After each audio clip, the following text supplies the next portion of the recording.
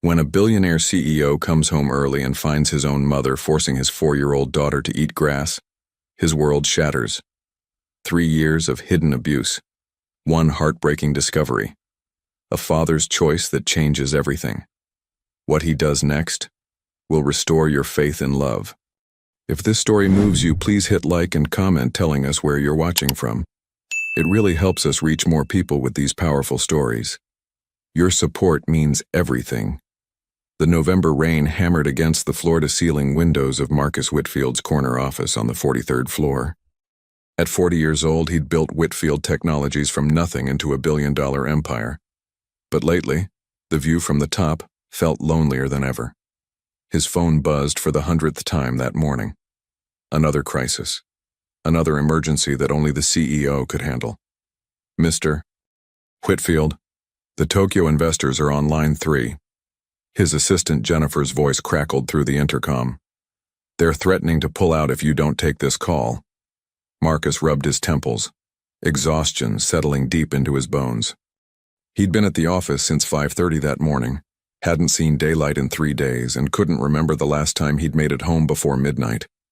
His daughter Aria's face flashed through his mind, those impossibly blue eyes that mirrored his late wife Catherine's. Catherine. Gone 3 years now.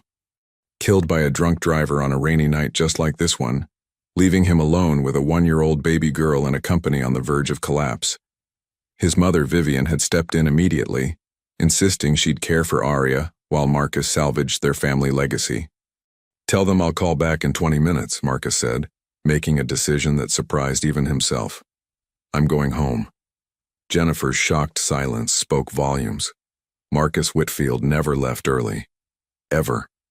The drive from downtown Boston to his estate in Brookline normally took 45 minutes, but Marcus made it in 30, his anxiety building with each mile. Something had been nagging at him for weeks now, a father's instinct that something wasn't right. Aria had become so quiet lately, so withdrawn. At 4 years old, she should have been bursting with energy and questions. But instead, she flinched at loud noises and rarely smiled anymore. She's just shy, his mother had explained dismissively. You're never here to see how normal she is during the day. The guilt had been effective.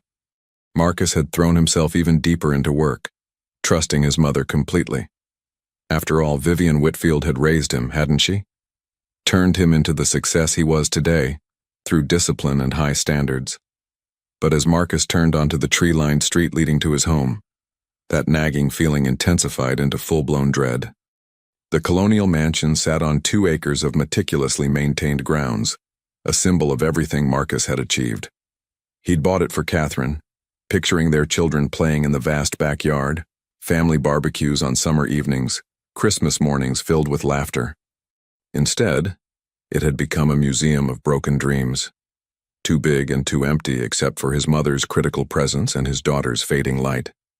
Marcus parked in the circular driveway and noticed his mother's Mercedes was still there. Good. He'd been wondering if she actually stayed home with Aria all day, or if his daughter spent more time with staff than family. He entered through the front door quietly, not wanting to announce his presence. The house was eerily silent. No television sounds, no music, no childish laughter that should have filled these halls. Hello? Miss Marcus called out, his voice echoing off the marble floors. Nothing. He moved through the house systematically, checking rooms. The formal living room was pristine, untouched, as if no 4-year-old lived here. The kitchen was spotless, lunch dishes already washed and put away.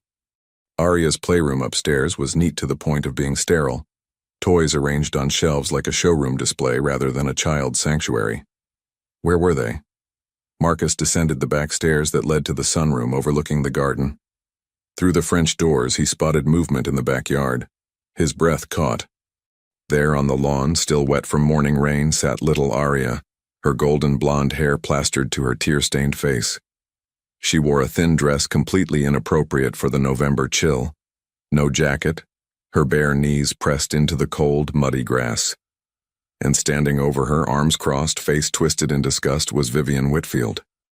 Marcus's hand froze on the door handle as his mother's voice carried across the yard. sharp and cruel in a way he'd never heard directed at anyone but himself as a child. "I said eat it, you ungrateful little brat.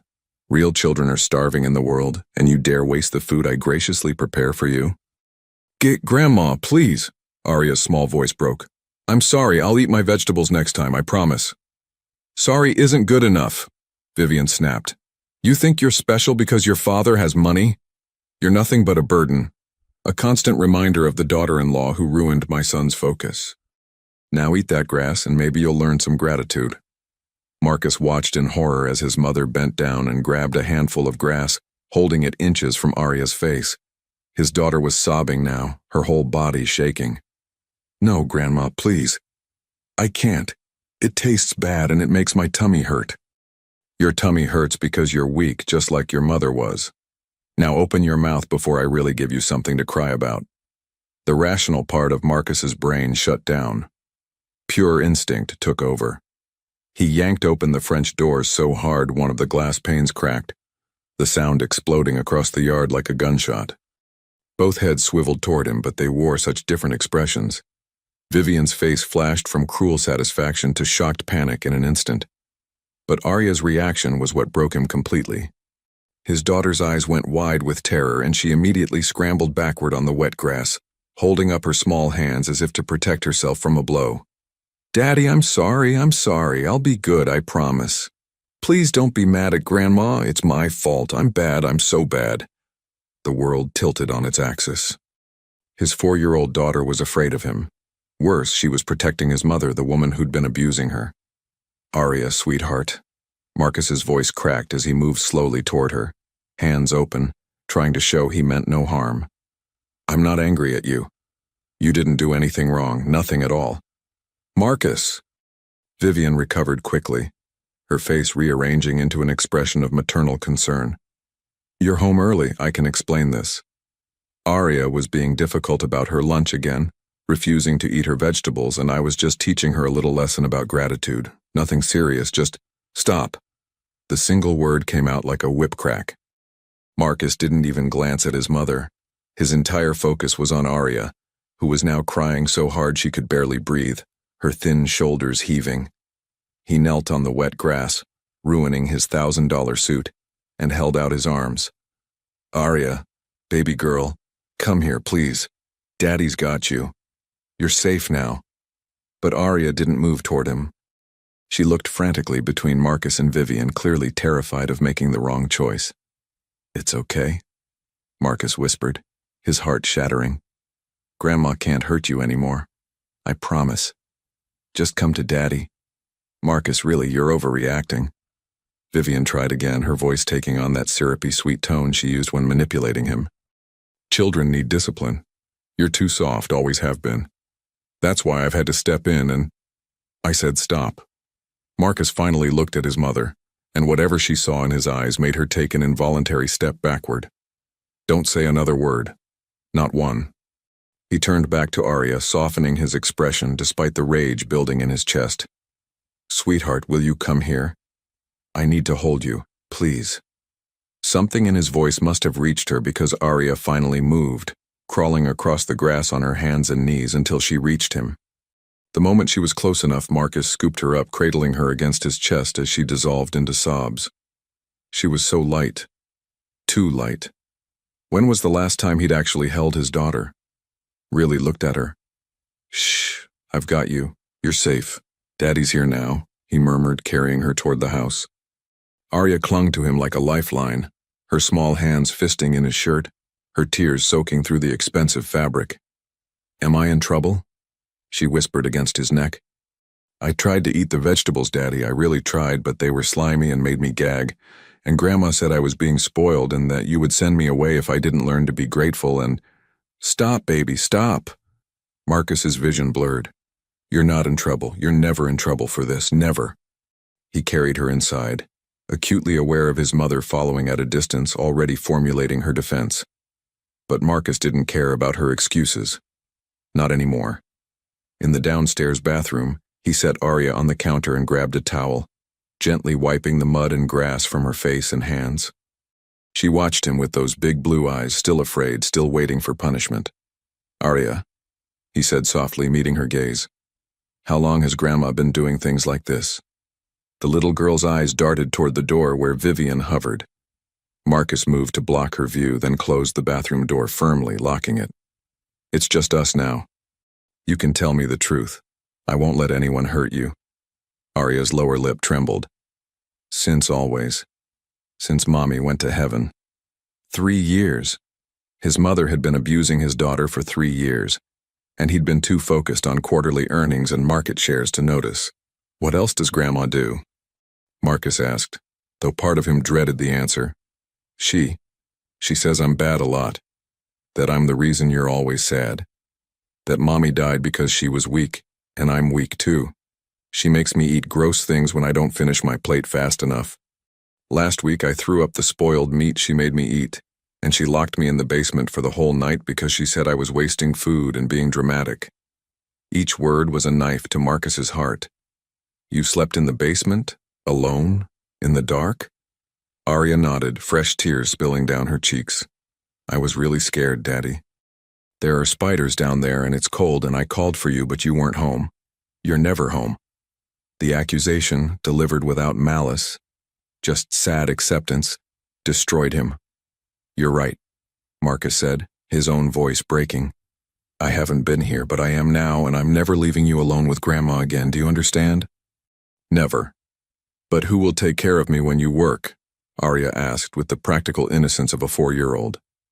Grandma says nobody else wants to watch me because I'm too much trouble. That's not true. None of what she's told you is true. Marcus pulled his daughter into another embrace, breathing in the scent of her baby shampoo mixed with grass and mud and rain. You're not trouble. You're not bad. You're my whole world, and I've been the worst father by not seeing what was happening. A sharp knock on the bathroom door made Arya tense. Marcus, open this door immediately, Vivian demanded. We need to discuss this rationally. You're upset, I understand, but let's not make rash decisions based on a misunderstanding. Marcus looked down at his daughter, at the fear that had become her default expression, at the thinness of her arms, at the dark circles under eyes too young to carry such weight. Daddy? Arya whispered. Are you going to send me away? Grandma said if I ever told you about our private lessons, you'd put me in a home for bad children. That was it, the final straw. Marcus stood, lifting Arya with him, and unlocked the door. When he yanked it open, his mother stood there with that familiar expression of righteous indignation that had controlled him his entire life. We need to talk about your overreaction, Vivian began. I've sacrificed everything to help you raise this child while you built your company, and this is the thanks I— Get out, Marcus said quietly. Vivian blinked. Excuse me? Get out of my house. Now. Pack your things and leave. His mother's face cycled through shock, disbelief, and finally rage. You can't be serious. Where will I go? This is my home, too. I gave up my own life to help you. You gave up nothing. I pay you $75,000 a year to care for Arya. I bought you a brand new Mercedes last Christmas. You live rent-free in a $1 million estate. And you repaid me by torturing my daughter. Marcus's voice remained eerily calm, which seemed to frighten Vivian more than yelling would have. I disciplined her. There's a difference. You're too weak to do what's necessary, just like your father was. That's why I had to raise you with a firm hand, and look how well you turned out. Look how well I turned out? Marcus repeated, something dark and broken in his laugh. Mother, I'm a 40-year-old workaholic who abandoned his daughter to the woman who made his own childhood a nightmare. I turned out damaged, and I'll spend the rest of my life making sure Arya doesn't follow the same path. You're being ridiculous. Children need discipline. Children need love, Marcus shouted, finally losing his composure. Arya flinched, and he immediately modulated his voice, rubbing her back soothingly. They need patience and kindness and to feel safe in their own home. You gave me none of that, and I was too broken to see that you were doing the same thing to my daughter. Vivian's eyes narrowed, and her true nature emerged fully. Fine, throw me out, but don't come crying to me when you realize you can't handle a whining brat and a company at the same time. You need me, Marcus. You always have. I needed a mother, Marcus corrected. What I got was a drill sergeant who measured my worth in achievements and punished anything resembling weakness or emotion. That ends now. You have 1 hour to pack and leave. 1 hour? Where am I supposed to go? I honestly don't care. There's a Marriott 10 minutes from here. I'll give you 3 months severance and after that you're on your own. Vivian's face contorted with fury. You'll regret this. That child has you wrapped around her finger already. She's manipulative, just like her mother was. Get out now, or I'm calling the police and filing charges for child abuse, Marcus said, his tone deadly serious. Your choice, mother. Leave with some dignity and some money or leave in handcuffs. Decide quickly. For a long moment, Vivian stood frozen, clearly not believing her son would follow through. But something in Marcus's eyes must have convinced her because she finally spun on her heel and stormed upstairs, muttering about ungrateful children and weak men. Marcus carried Arya to the kitchen and set her on the counter, then rummaged through the refrigerator. Everything was organized with military precision, labeled and dated, nothing appealing to a 4-year-old. What do you like to eat, sweetheart? Real food, not what Grandma made you eat. What makes you happy? Arya looked at him like it was a trick question. I don't know. Grandma says I'm not allowed to be picky. Marcus's jaw clenched. Well, Grandma's rules don't apply anymore. How about we order pizza, with extra cheese and maybe some chicken nuggets and ice cream for dessert? Arya's eyes widened. Really? I can have all that. You can have whatever you want, baby girl, always. But Grandma says junk food makes children fat and lazy and… Arya, Marcus interrupted gently, crouching down to her eye level. I need you to try to forget everything Grandma told you about what you should and shouldn't do. From now on, we're starting fresh, okay? Just you and me figuring this out together. His daughter studied him seriously, processing this with the gravity only a child who'd been forced to grow up too fast could manage. Are you really going to stay home now? Or will you go back to work, and Grandma will come back? The question cut deep. I'm staying. Work can wait. You can't. But Grandma said your company is more important than anything. That's why you're never here. Marcus felt tears sting his eyes for the first time in 3 years. Since Catherine's funeral, he'd locked everything down, turned into a machine that only knew how to work and provide but not how to feel or connect. I was wrong, he admitted. The company meant nothing if I lost you in the process. I'm so sorry, Arya. I'm sorry I wasn't here. I'm sorry I didn't see what was happening. I'm sorry I let Grandma hurt you. None of this was your fault. It was mine. Arya reached out a small hand and touched his face, her expression far too wise for her years. It's okay, Daddy. You're here now. That simple forgiveness broke something in Marcus's chest, and for the first time in 3 years he let himself cry. Not the silent, controlled tears he'd shed at Catherine's funeral, but deep, wrenching sobs for all the time he'd lost, all the pain his daughter had endured, all the ways he'd failed the one person who mattered most. And Arya, his beautiful, damaged, too forgiving daughter, wrapped her thin arms around his neck and held him while he fell apart. The first week after Vivian's departure felt like learning to breathe in a new atmosphere. Marcus had immediately taken a leave of absence from Whitfield Technologies, delegating to his executive team and shocking everyone by actually turning off his phone for hours at a time. Mr. Whitfield, are you feeling all right? His COO Thomas Chen had asked during their one brief video conference. You've never taken more than 2 consecutive days off in 15 years. I'm fine, Thomas. Better than fine. Just dealing with a family situation that requires my full attention. Is Arya okay? The concern in Thomas's voice reminded Marcus that not everyone in his life was aware of what had been happening. His colleagues had seen him as the ultimate professional, married to his work, occasionally mentioning his daughter in passing but never prioritizing her. She will be, Marcus had said. That's what I'm here to ensure. But ensuring Arya's recovery proved more complicated than any business challenge Marcus had ever faced. On the surface, his daughter seemed to blossom with Vivian gone.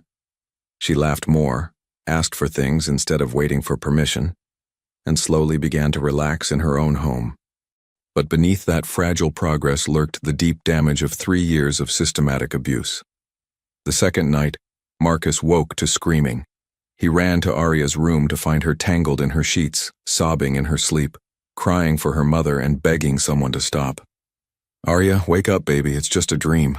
Marcus said, gently shaking her shoulder. Her eyes flew open, wild and unfocused.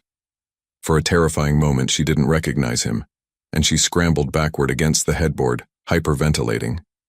It's Daddy. You're safe. You're in your room, in your bed, and you're completely safe. Reality slowly returned to Aria's eyes. She launched herself at Marcus, wrapping around him like a monkey, shaking violently. I dreamed Grandma locked me in the basement again, and there were spiders crawling on me, and I called and called for you, but you never came. I'm here now. I'll always come when you call. Always. Marcus held her until she fell back asleep, then spent the rest of the night in the rocking chair in her room, watching over her like a guardian angel who'd arrived 3 years too late. The nightmares became a pattern. Some nights, Aria would wake up multiple times, each nightmare a window into the horror she'd endured. Marcus started sleeping in her room, and when that wasn't enough, he let her climb into his bed, where she'd curl against him like she used to as a baby. I'm being a burden, Aria whispered one night. Grandma said children who need too much attention are burdens. You're not a burden. You're my daughter, and taking care of you is my privilege, not my obligation. Grandma was wrong about everything, Aria. Everything. But convincing a traumatized 4-year-old to unlearn 3 years of toxic programming wasn't accomplished with words alone. It required patience, consistency, and help that Marcus realized he couldn't provide by himself. Dr. Sarah Brennan came highly recommended as a child psychologist specializing in trauma. Marcus met with her alone first, explaining the situation while fighting to maintain his composure. What you're describing is systematic emotional and psychological abuse, Dr. Brennan said gently. The fact that you recognized it and removed your mother from the situation immediately is crucial. But Aria will need professional support to process what happened. Will she be okay? Marcus asked, the question that kept him awake at night. Can she recover from this? Dr. Brennan offered a careful smile. Children are remarkably resilient, especially when they have a supportive caregiver. The fact that you're here, that you're present and committed to her healing, makes all the difference. But this will be a journey, Mr. Whitfield. There's no quick fix. Marcus brought Aria to meet Dr. Brennan the following week. His daughter clung to his hand in the waiting room, eyeing the toys and books with suspicion. Remember what I said, sweetheart. Dr. Sarah is here to help you feel better. She's a talking doctor, not the kind with shots or medicine. You just chat with her and she helps you understand your feelings. What if I say something wrong? Aria whispered. The fear so ingrained it broke Marcus's heart. There's no wrong answer with Dr. Sarah. You can say whatever you feel, and nobody will be mad. The session lasted 45 minutes.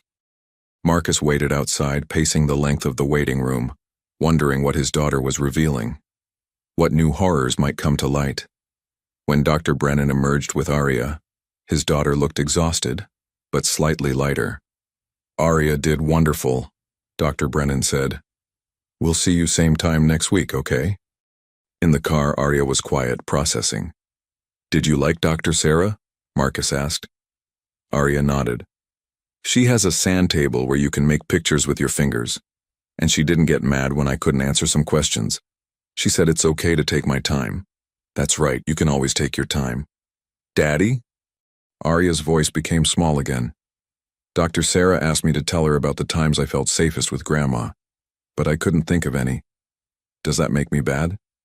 Marcus had to pull the car over because his vision blurred with tears. He unbuckled and climbed into the back seat, pulling Aria into his lap. No, baby. That makes Grandma bad, not you. You should have felt safe all the time. That was her job, and she failed completely. None of this is your fault. They sat on the side of the road for 20 minutes, Marcus holding his daughter while traffic rushed past, both of them grieving for the childhood Aria should have had. The nightmare of finding a new caregiver was its own challenge. Marcus interviewed 17 candidates over 3 weeks, each more qualified than the last, but Aria tensed around all of them. Finally, on the 18th interview, they met Patricia Rodriguez, a warm 62-year-old grandmother with kind eyes and a gentle manner that was the opposite of Vivian in every way. Hi there, honey, Patricia said, getting down on Aria's level. I hear you like pizza. What's your favorite kind? Arya glanced at Marcus for permission before answering. Cheese. With extra cheese. Extra cheese is the best. I bet we could make our own pizza sometime if your daddy says it's okay. Have you ever made pizza from scratch? Arya's eyes widened. You can make pizza? I thought it only came from restaurants. Patricia laughed, warm and genuine. Oh, sweetheart, you can make almost anything at home. Pizza, cookies, bread. Cooking is like science and art mixed together. If your daddy hires me, maybe we could do some cooking experiments. For the first time during an interview, Arya showed genuine interest. Really? Like a scientist? Exactly like a scientist. We'd measure ingredients, mix things together, see what happens when you add heat. It's quite magical. Marcus hired Patricia on the spot. Having her in the house transformed the atmosphere immediately. She was patient, nurturing, and most importantly, she understood that Arya needed structure without rigidity, guidance without criticism. We don't punish mistakes here, Patricia explained to Arya during their first week together. Mistakes are how we learn. If you spill something, we clean it up together. If you're having a hard time with something, we ask for help. That's how life works, honey. Arya tested these boundaries constantly, clearly waiting for the punishment that never came. When she accidentally knocked over a glass of milk, she immediately burst into tears and began apologizing frantically. I'm sorry. I'm so sorry.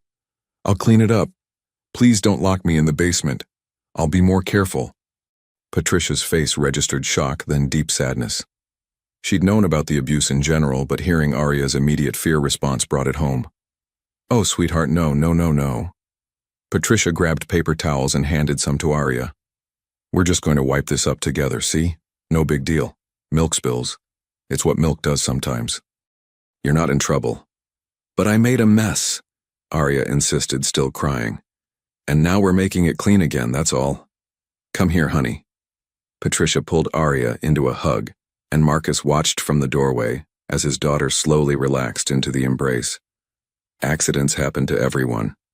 They don't make you bad. These small moments of reparenting happen daily. Arya would flinch before taking a cookie, waiting for someone to tell her she didn't deserve treats.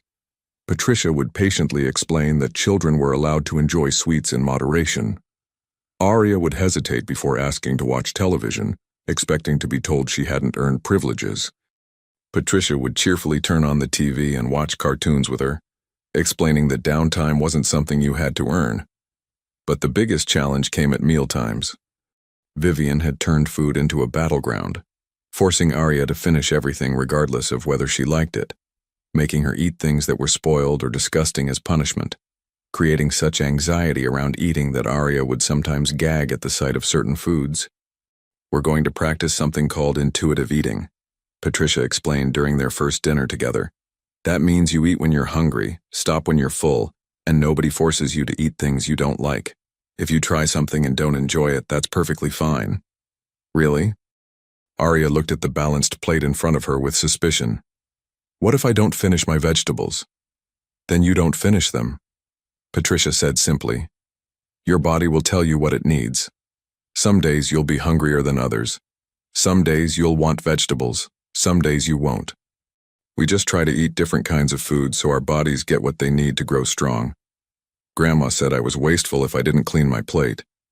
Well, Grandma had some ideas that weren't very healthy, Patricia said carefully. What matters is that you listen to your tummy. Is it still hungry? Then eat more. Is it full? Then stop. Simple as that. It took weeks before Arya could leave food on her plate without anxiety. But slowly, painfully slowly, the fear began to recede.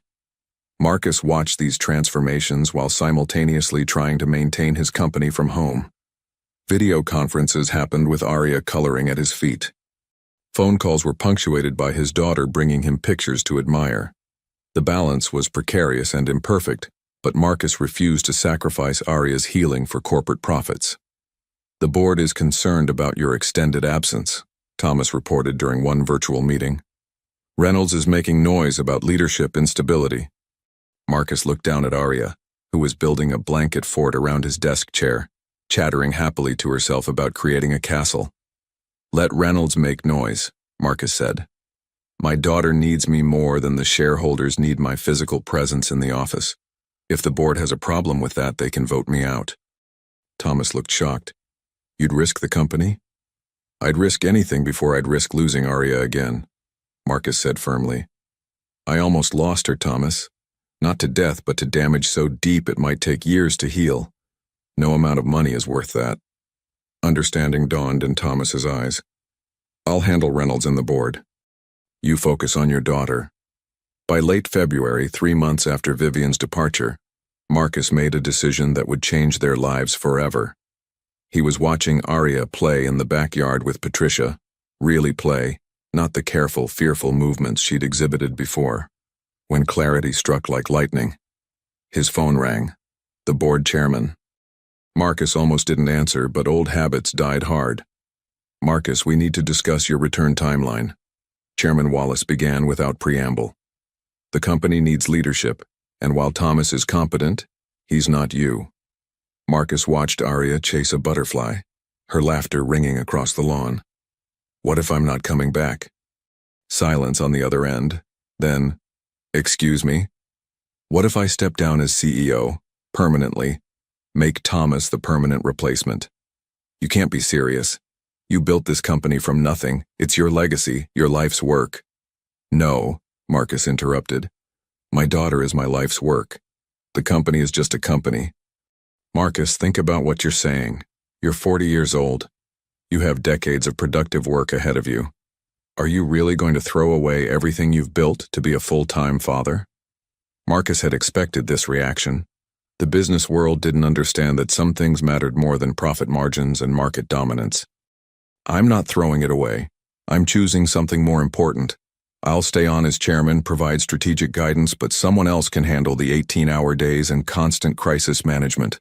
I have a daughter who needs me to be present, not perpetually distracted. Wallace sighed heavily. The board will fight this. Then I'll resign completely. My shares give me controlling interest. The board works for me, not the other way around. After he hung up, Marcus felt lighter than he had in years. The decision had been building for weeks, but voicing it made it real. He was choosing Arya, finally completely without reservation. That evening he sat his daughter down for an important conversation. Arya, sweetheart, I want to talk to you about something. Daddy's going to make a big change with work. I'm not going to be the boss of my company anymore. Someone else will do that job so I can spend more time with you. Arya's eyes went wide. Really? You'll be home all the time? Not all the time, but most of the time. I'll still do some work, but nothing like before. I want to take you to school when you start, pick you up, have dinner with you every night, be at every dance recital or soccer game or whatever you decide you want to do. But Grandma said your work was the most important thing, that I shouldn't bother you because you were doing important stuff. Marcus pulled Arya into his lap. Grandma was wrong. You are the most important thing. Work is just work. You're my daughter, and I only get one chance to be your daddy. I don't want to waste any more of it. Arya was quiet for a moment, processing. Then she asked the question that revealed how deeply Vivian's poison had seeped into her thinking. But what if you get bored of me? What if I'm not interesting enough and you miss your work? The heartbreak of that question nearly undid Marcus. Oh, baby girl, you could never bore me. Being with you is the best part of my day. Watching you learn and grow and become yourself, that's more exciting than any business deal. Promise? I promise. You're stuck with me now. Arya smiled, tentative but genuine. Good. I like being stuck with you. March arrived with the promise of spring. Arya's 5th birthday approached, and Marcus threw himself into planning the party she'd never had. He rented space at a children's museum, hired her favorite princess character, ordered a castle-shaped cake, and invited every child from her pre-kindergarten class. Daddy, this is too much, Patricia said gently when she saw the pile of presents. She's turning 5, not 15. But I missed her 2nd, 3rd, and 4th birthdays, Marcus protested. I have years to make up for. You can't make up for lost time with presents. You make up for it with presents, which you're already doing. The party was everything Marcus had hoped for. Arya wore a sparkly purple dress and a plastic tiara, her face painted like a butterfly. She ran and played with her friends, shrieking with delight, completely uninhibited in a way Marcus had never seen before. Near the end of the party, an unexpected guest arrived. Marcus looked up to see a woman in her mid-30s standing hesitantly in the doorway. His sister Victoria. He hadn't seen Victoria in almost 8 years, not since she'd fled across the country to escape Vivian's controlling nature. At 36, she had their father's gentle eyes and none of their mother's hardness. "Victoria," Marcus said, crossing the room quickly. "What are you doing here? I saw an article about your resignation. It mentioned you were focusing on your daughter, and I remembered.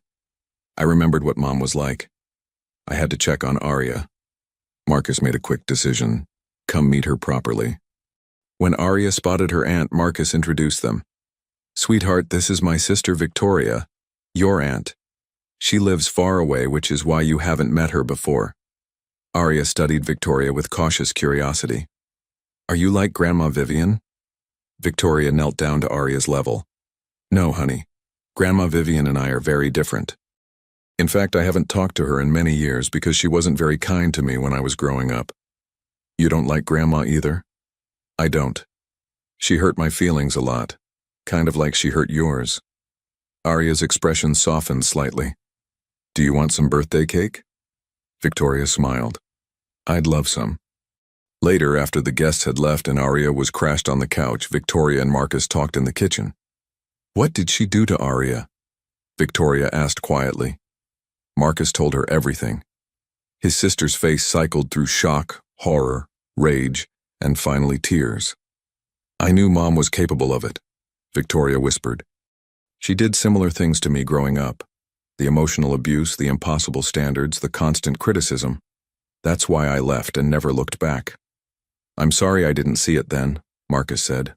"I'm sorry I didn't protect you." "You were a kid too," Victoria said.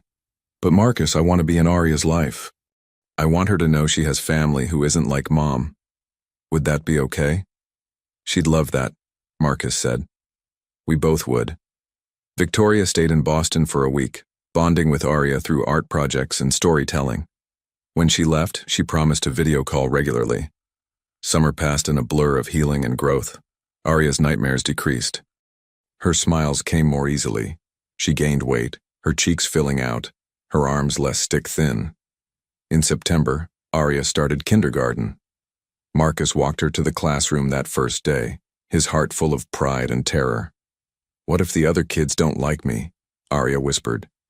"Then they're missing out on knowing an amazing little girl," Marcus said. "But I think they're going to love you." And they did. Within weeks, Arya had made friends, was thriving academically, and came home each day bursting with stories about what she'd learned. But in October, trouble arrived. The school called about an incident. Arya had gotten into a fight with a boy named Tyler. Marcus arrived to find his daughter sitting outside the principal's office, tear-stained and upset. "What happened?" he asked. "We had Grandparents' Day," Arya said quietly. "Tyler asked where my grandma was. I said she couldn't come. He asked why, and I said it was private. He kept asking and asking, so I told him to leave me alone. Then he pushed me and said I was being mean, so I pushed him back and he fell and bumped his nose. The principal, Mrs. Henderson, called them in. "Mr. Whitfield, I understand there may be family complications, but physical aggression—" "She defended herself after being pushed first," Marcus interrupted. "While I'll discuss better conflict resolution with Arya, I'm not going to make her feel ashamed for standing up for herself when another child became physical." At their favorite ice cream shop later, Marcus and Arya talked it through. "You were right to set a boundary by saying your family situation is private," Marcus said. "And when Tyler pushed you, you had a right to protect yourself. But next time, maybe try telling a teacher first." "He wouldn't stop asking," Arya said. "And it made me feel bad that I don't have a grandma who can come to school." Marcus's heart ached. "I know, sweetheart, and I'm sorry you don't have a kind grandmother. But you have people who love you, me, Patricia, Aunt Victoria. That's what matters. I wish I had more family, though." "Me too, baby, me too." That conversation stuck with Marcus. Arya was missing out on extended family because of Vivian's abuse. It wasn't fair. Then, in November, exactly 1 year after finding Arya in the backyard, Marcus received a letter from Vivian's attorney. She was suing for grandparents' rights, claiming Marcus had alienated her from her granddaughter without cause. Marcus stared at the legal documents, rage building in his chest. After everything she'd done, Vivian was using the courts to try to regain access to Aria. She's doing what? His lawyer Richard asked in disbelief when Marcus called. Suing for visitation rights, claiming I overreacted and denied her relationship with her granddaughter. We'll fight this, Richard said immediately. With Dr. Brennan's documentation and Patricia's testimony, we have a strong case. But Marcus, you need to prepare for the possibility of a trial. Whatever it takes, Marcus said. She's not getting near Aria again. But when he had to tell Aria about the lawsuit, his daughter's reaction broke his heart. Does this mean I have to see Grandma? Aria asked, her voice small and terrified. Not if I can help it, Marcus promised. We're going to tell a judge what happened, and the judge will decide that you shouldn't have to see someone who hurt you. But what if the judge says yes? Then we'll keep fighting. But Aria, even if the worst happens, any visits would be supervised. I'd be right there with you. She'd never be alone with you again. Aria clung to him. I'm scared, Daddy. I know, baby, I'm scared too, but we're going to get through this together. As Marcus held his daughter, he felt the weight of the battle ahead. Vivian wasn't going to let go without a fight. And this time the stakes were even higher than before. Because now Aria knew what safety felt like. Forcing her back into Vivian's presence, even supervised, would re-traumatize her in ways that might take years to heal. Marcus had broken his daughter free from his mother's abuse once. Now he had to make sure she stayed free, whatever it took. December brought the harsh reality of legal warfare. Marcus spent weeks preparing for trial, reliving the worst day of his life through depositions, watching video of Aria's therapy sessions where she described the abuse, providing evidence that his own mother had systematically tortured his daughter. Vivian's attorney painted a picture of a devoted grandmother who'd sacrificed her golden years to help raise a difficult child, while her workaholic son neglected his parental duties. They claimed the grass incident was a misunderstanding, that Vivian had never actually forced Aria to eat anything, that Marcus had misinterpreted a lesson about gratitude. This is insane, Marcus told Victoria during one of their phone calls. They're claiming I made it up, that I'm an unreliable witness because I was stressed from work. They're going to lose, Victoria said confidently. You have too much evidence. Dr. Brennan's testimony alone is damning. But the stress was affecting Aria. She knew something was wrong, could sense Marcus's tension even though he tried to hide it. Is Grandma coming back? Aria asked one night, her old fears resurfacing. Grandma is trying to convince a judge to let her see you, Marcus explained carefully. But the judge will look at all the evidence of how she treated you, and I believe any reasonable person won't force you to spend time with someone who hurt you. But what if the judge says I have to? Marcus pulled her close. Then it would only be supervised visits where I'd be right there with you. She'd never be alone with you again, I promise. I don't want to see her ever, even with you there. She scares me. I know, baby. I know. Christmas was subdued. Marcus tried to make it festive for Aria, decorating the tree and baking cookies with Patricia's help. But the upcoming trial cast a shadow over everything. Victoria came to visit, bringing presents and her warm presence. She'd been visiting every few weeks since Aria's birthday, building a real relationship with her niece. Aunt Vicky, Aria squealed when she arrived. We made gingerbread houses. Want to see mine? I'd love to see it.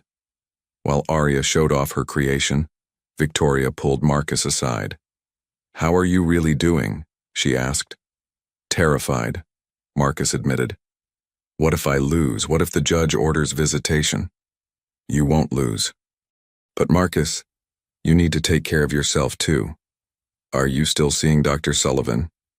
Marcus had started therapy himself a few months ago, working through his own childhood trauma and learning to separate his mother's voice from his own thoughts. I am. He's helping me understand that my workaholism, my perfectionism, my inability to rest, all of it came from Mom's programming. We're both recovering from her, Victoria said. But at least Aria won't have to. You broke the cycle. The court date was set for mid-January. As the new year arrived, Marcus felt time running out. He spent every moment he could with Arya, knowing that whatever happened in court would change their lives again. On January 10th, they entered the courtroom. Judge Catherine Morrison, the irony of sharing his late wife's name wasn't lost on Marcus, was a stern woman in her 60s who'd heard thousands of family cases. "This is a petition for grandparent visitation rights," Judge Morrison began. "Mrs. Whitfield, you claim you've been unjustly denied access to your granddaughter. Mr. Whitfield, you claim visitation would be harmful to the child. Let's hear the evidence." Vivian's attorney went first, painting Vivian as a devoted grandmother wronged by an overreacting son. Then Vivian took the stand. "I love Arya with all my heart," Vivian said, her voice trembling with practiced emotion. "I gave up my own life to help my son when his wife died. Was I strict sometimes? Yes, but I never abused her. The grass incident was a misunderstanding. I was teaching her about gratitude by showing her what hungry children might eat. I never tried to force her to eat it. It was a masterful lie, delivered with tears and maternal concern." Marcus felt sick. When Richard cross-examined Vivian, he was surgical. "Mrs. Whitfield, you claim you never locked Arya in the basement. Are you aware that the basement door has a lock installed on the outside? That was there when we moved in. The house was built in 2018. The lock was installed in 2022, according to hardware store receipts. Who installed it?" Vivian faltered. For safety. To keep Arya from going down there unsupervised. By locking her inside it?" Richard's voice was sharp. Vivian had no good answer. Next came Dr. Brennan, professional and unshakable. She described Arya's condition when they'd first met. The hypervigilance, the fear responses, the nightmares, the food anxiety. "In my professional opinion, Arya exhibited all the classic signs of sustained emotional and psychological abuse," Dr. Brennan testified. "The patterns were consistent with a child who'd been subjected to harsh punishment, verbal degradation, and conditional love." Patricia Rodriguez testified about the Arya she'd met: jumpy, fearful, apologizing constantly for normal childhood behaviors. "The first time she spilled milk, she begged me not to lock her in the basement," Patricia said. "That's not a normal reaction. That's a learned response to punishment." Marcus had to take the stand and relive finding Arya in the backyard, describing every horrific detail that had emerged in the weeks that followed. "Why didn't you call Child Protective Services?" Vivian's attorney challenged. "Because I wanted to protect Arya from additional trauma," Marcus answered firmly. "I removed her from the situation immediately, got her professional help, and cut off all contact with my mother." The most critical testimony came from a court-appointed child psychologist who'd interviewed Arya privately. Marcus wasn't allowed to be present, could only wait in the hallway while his daughter was questioned about her worst experiences. When the psychologist emerged, she provided her report to the judge. Marcus received a copy through Richard. "Arya described years of systematic abuse," Richard explained. The psychologist found her account highly credible. But there's a complication. Arya refused to testify in person.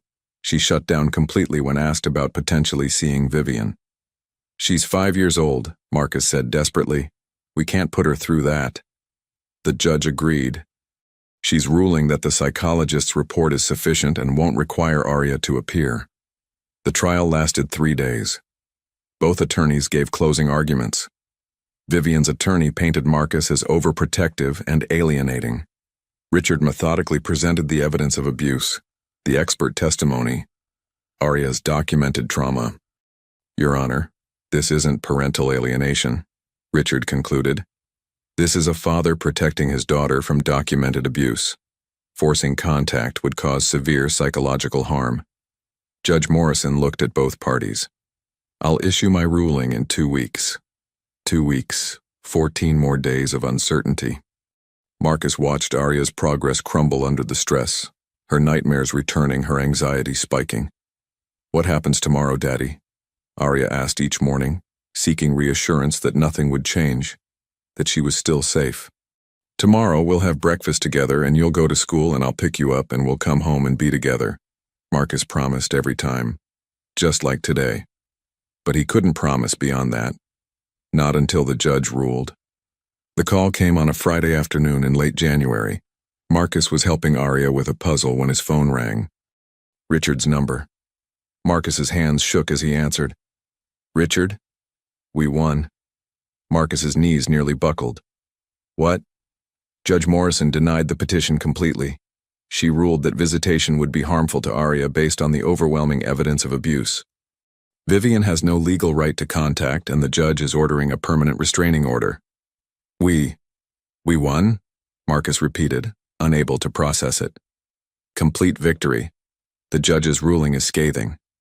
She found Vivian's testimony not credible, found your evidence and expert witnesses compelling, and determined that Arya's best interests require zero contact with her grandmother. After hanging up, Marcus sat on the floor, tears streaming down his face. It was over. The legal battle was over. Vivian couldn't touch them anymore. Daddy? Arya appeared in the doorway. Why are you crying? Marcus opened his arms. Come here, baby. Arya ran into his embrace and he held her tight. The judge made her decision. You don't have to see Grandma, ever. You're safe. You're completely safe now. Arya pulled back to look at his face. Really? Forever? Forever. The judge made it official. Grandma can't come back, can't call, can't contact us at all. Arya's face transformed, the weight she'd been carrying finally lifting. We won. We won. She burst into tears, not fear or grief, but pure relief. They held each other on the living room floor and cried together, releasing months of tension.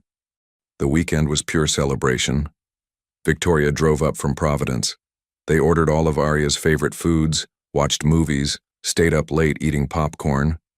It felt like the massive exhale after holding their breath for months. What are you going to do now? Victoria asked Marcus on Sunday evening. Just live, Marcus said, watching Arya show Patricia a dance. No more crisis mode, just being a dad. But Victoria was right.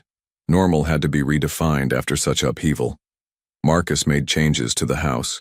He had the basement lock removed and converted the basement into a bright playroom with windows and sunshine, erasing that space of trauma. He redecorated Arya's bedroom with her input, letting her choose purple walls and glow-in-the-dark stars. I want a reading corner with lots of pillows, Arya announced. Then that's exactly what you'll get, Marcus promised. He also finalized his resignation from the board of Whitfield Technologies, selling his shares and stepping away completely. That's your legacy, Thomas protested when Marcus told him. Arya is my legacy, Marcus corrected. The company will be fine without me.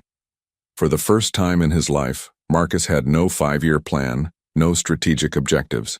He was just present, day by day, being Arya's father. He enrolled in psychology classes at Boston University, thinking he might eventually work with families escaping abuse. He volunteered at Arya's school. He learned to cook decent meals.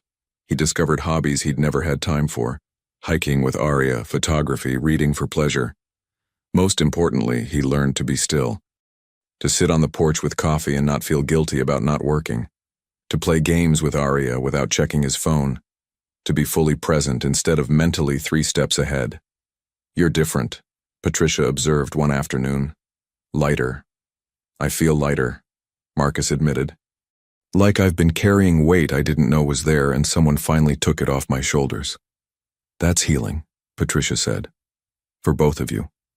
Arya's 5th birthday had been in March. By the time spring arrived again, 1 full year since Vivian's expulsion, the transformation was remarkable. Arya was thriving in kindergarten. She'd made close friends, particularly a girl named Hannah, who came over for playdates. She'd joined a soccer team and discovered she loved running. She'd started taking art classes with Victoria, who'd permanently relocated to Boston and was now a regular presence in their lives. The nightmares had faded to maybe once a month. The food anxiety had largely resolved. Arya could leave food on her plate without panic, could try new things without fear, could eat for pleasure instead of survival. She still had moments of regression, times when something would trigger a memory and she'd shut down or become clingy. But those moments were growing less frequent and less intense. Dr. Sarah says I'm making excellent progress, Arya reported after one therapy session. She says I'm very brave for working through hard feelings. You are brave, Marcus agreed. The bravest person I know.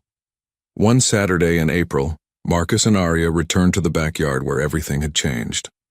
The grass had grown back completely, no trace of that November day remaining. Do you remember what happened here?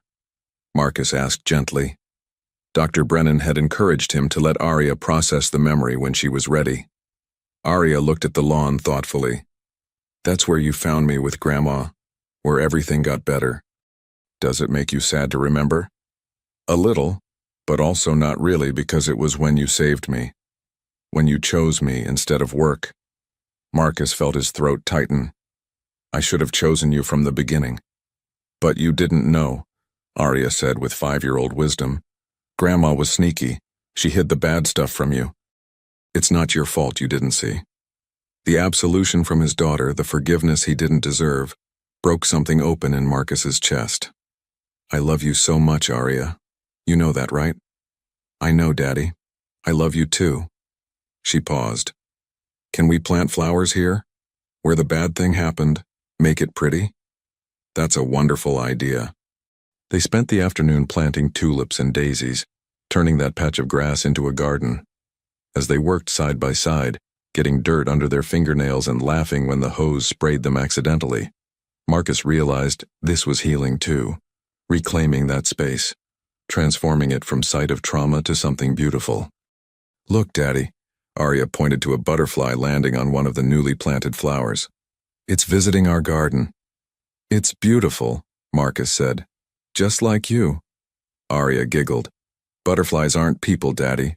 They're insects. Smart and beautiful, Marcus amended, tickling her. My brilliant scientist daughter. That evening, after Arya was asleep, Marcus sat on the porch and reflected on the journey. 2 years ago, he'd been a hollow man chasing success while his daughter suffered. He'd had everything the world said mattered. Money, power, prestige, but nothing that actually did. Now he had less in material terms.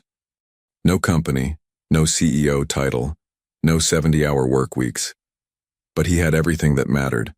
A healing daughter who smiled freely, a sister who'd become a true friend, a purpose that fulfilled him, peace he'd never known before. His phone buzzed. An email confirming the permanent restraining order against Vivian had been filed. She was legally prohibited from contacting them for the next 10 years.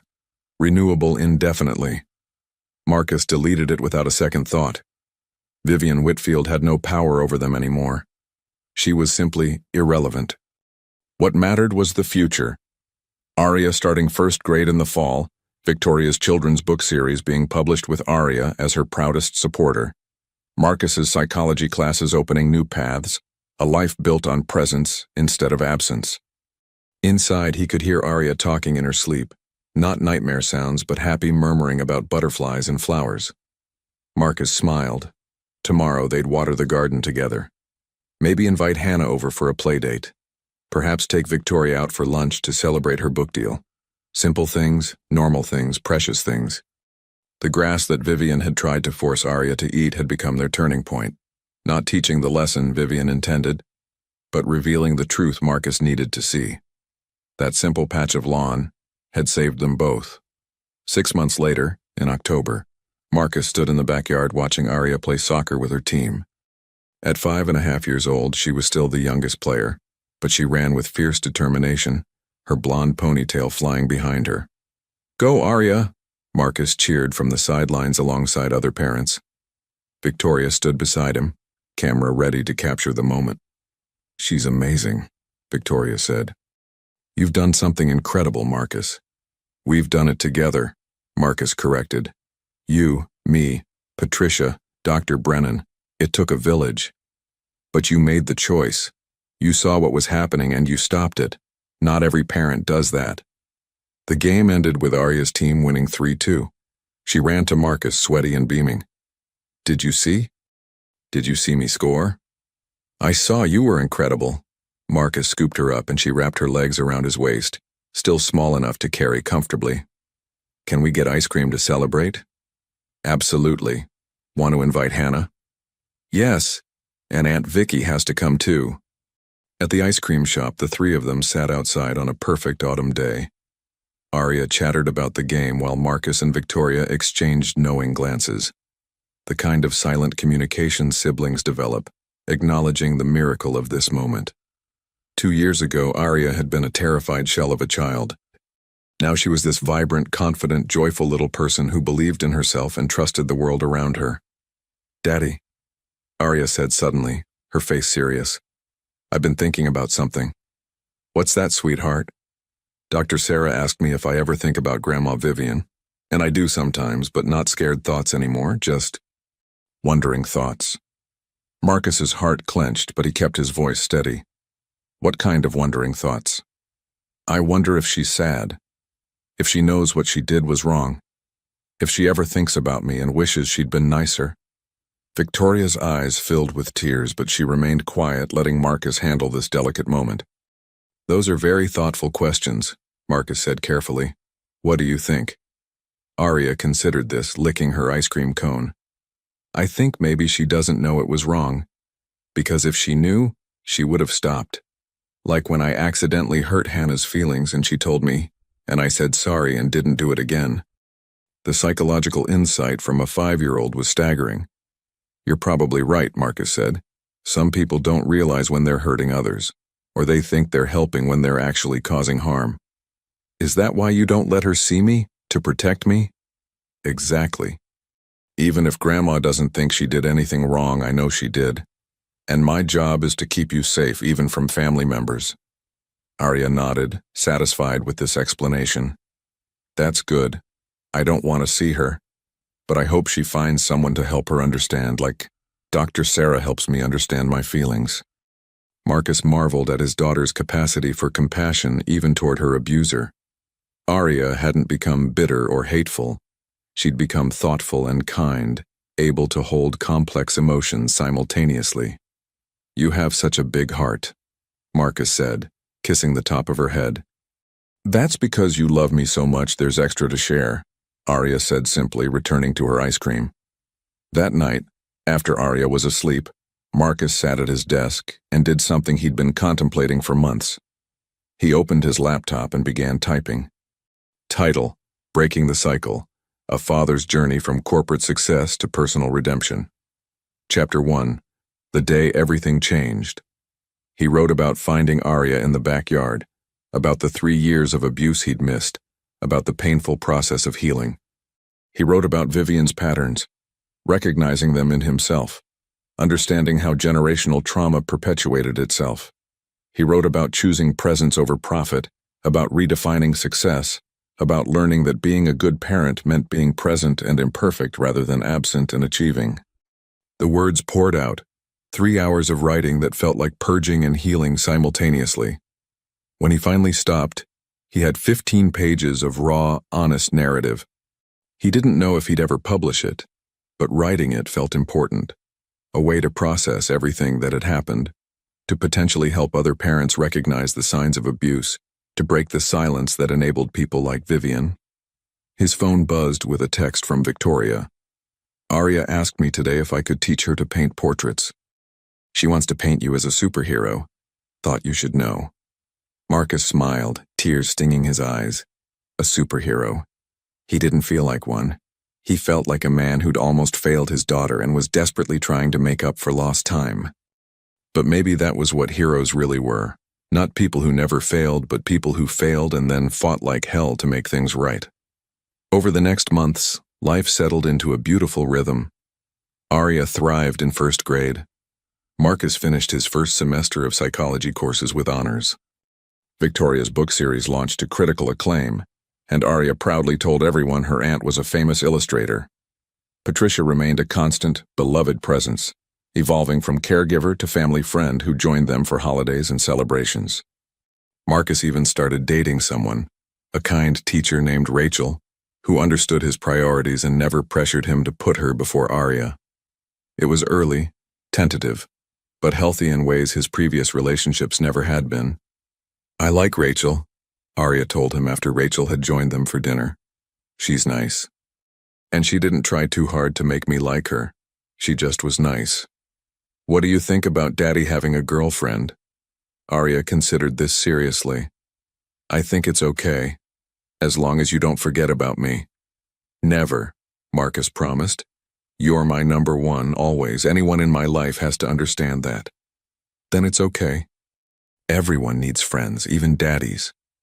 Christmas that year was everything Marcus had always imagined. The house filled with laughter, presents piled under the tree, Aria's face glowing with joy as she opened gifts surrounded by people who loved her. Marcus, Victoria, Patricia, Rachel, Hannah, and her parents, Dr. Brennan, who'd become like family. As Marcus watched Aria show off her new art supplies to Victoria, demonstrate her new soccer moves to Patricia, and teach Rachel a game she'd learned at school, he felt profound gratitude. 2 years ago, he'd been lost. His daughter had been breaking under systematic abuse. Their lives had been built on toxic foundations that were crumbling. Now they were free. Broken free from Vivian's control, from generational trauma, from the belief that love had to be earned through achievement and perfection. "Thank you," Marcus whispered to no one in particular, or perhaps to Catherine somewhere in the universe, or just to fate for giving him the gift of arriving home early that November afternoon. New Year's Eve arrived. Marcus and Aria stayed home, just the two of them, making homemade pizza and watching the ball drop on TV. As midnight approached, Aria climbed into Marcus's lap. "Daddy, can we make wishes for the new year?" "Of course. What do you wish for?" Aria thought carefully. "I wish for Hannah to be in my class next year, and for Aunt Vicky to sell lots of books, and for you to be happy." "What about you? What do you wish for yourself?" "I already have what I wished for," Aria said simply. "I have you." Marcus's throat tightened with emotion. "I have you too, baby girl. Best thing that ever happened to me. Better than being a CEO? 1,000,000 times better." As the countdown began, Marcus held his daughter close, feeling her warmth, her trust, her unconditional love. 10, 9, 8. 2 years ago, he'd been counting down to financial quarters and product launches. 7, 6, 5. Now he counted down to moments like this, perfect, simple, real. 4, 3, 2, 1. "Happy New Year," Aria shouted, throwing her arms around his neck. "Happy New Year, sweetheart." The future stretched ahead, uncertain but bright. Aria would grow, face new challenges, carry some scars from her early years. But she'd do it with a father who was present, a support system that loved her, and the knowledge that she was worthy of love exactly as she was. Marcus had learned that you couldn't fix the past. Catherine was still gone. 3 years of Aria's childhood had been stolen by abuse. Those facts couldn't be changed, but you could choose what came next. You could break cycles, build new patterns, create different outcomes. The grass in their backyard had become a garden now, blooming with flowers Aria tended carefully. That patch of lawn that had held so much pain had been transformed into something beautiful, just like their lives. Marcus looked down at his daughter, drowsy against his chest, and made a silent promise to Catherine, to himself, to Aria. "I will never take this for granted. I will never stop choosing her.